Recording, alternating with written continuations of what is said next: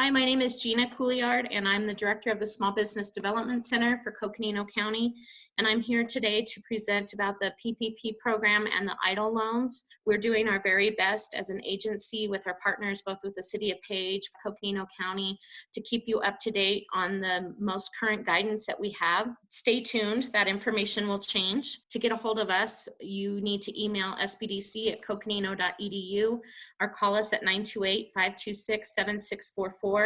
We'd be happy to walk you through these applications and assist you. If you call and leave us a message, please leave your name and number so that we can return your call. We're going to start this presentation by walking through the Payroll Protection Program, which is the forgivable portion of the loans through the SBA. These amounts will be forgiven as long as the loan proceeds are used to cover payroll costs, most mortgage, interest, rent, for an 8-week period after the loan is made. I've included the link to apply and get information about these loans. These loan payments are deferred for a period of 6 months. This is a slide just for you to reference in terms of the differences between the PPP program and the EIDL program.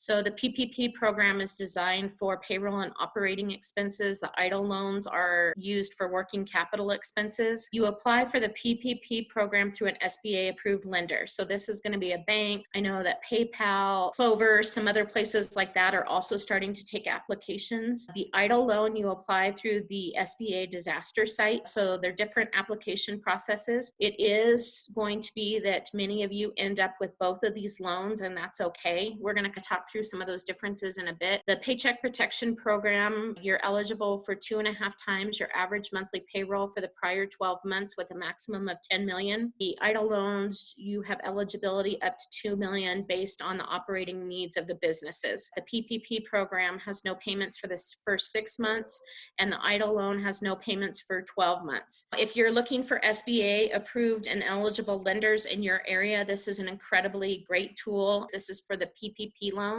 One other resource that's going to be incredibly important to you is they have a loan calculator that lets you calculate how much money in terms of your loan that you need for the PPP product. The first round of funding ran through within just a couple weeks. They're expecting this next round to go even quicker. So we are recommending that you be ready for both of these products as soon as the gates open.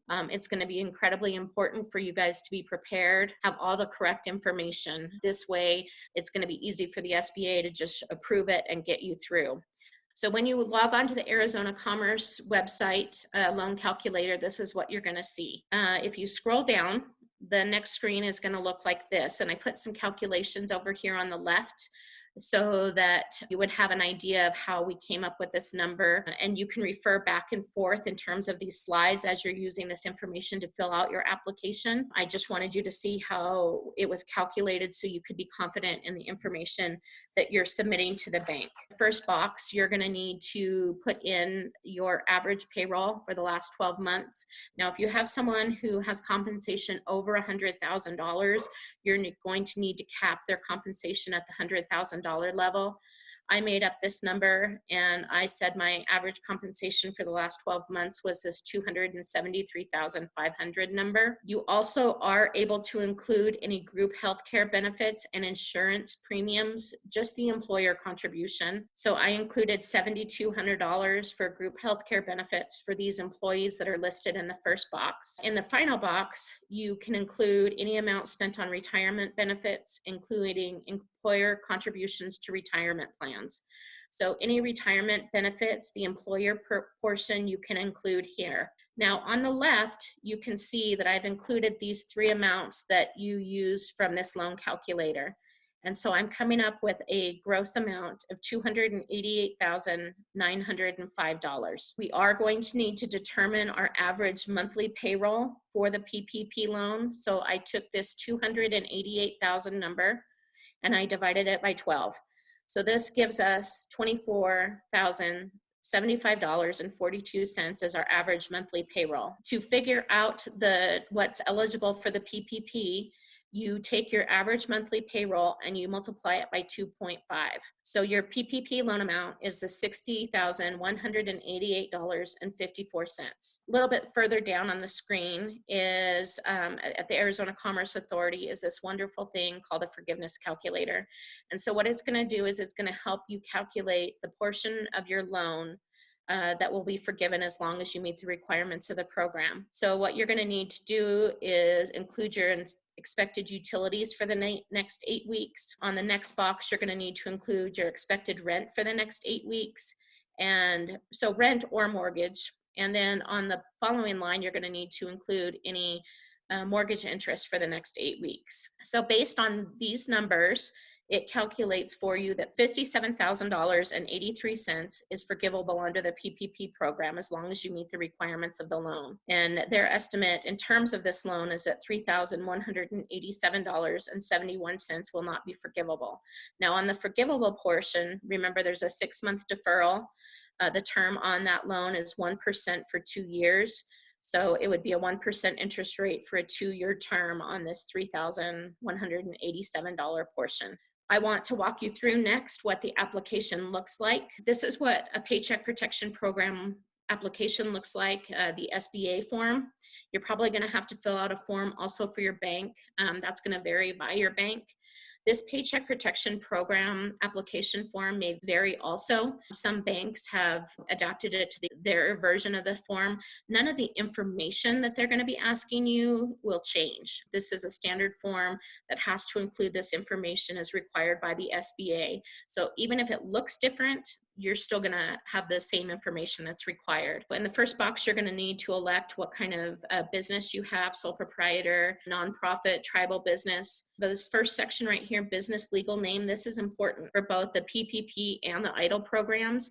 You need to have your business legal name, how you file your taxes. So if you were a sole proprietor, there's a good chance this would be your name. If you're an LLC, then it would be your LLC name.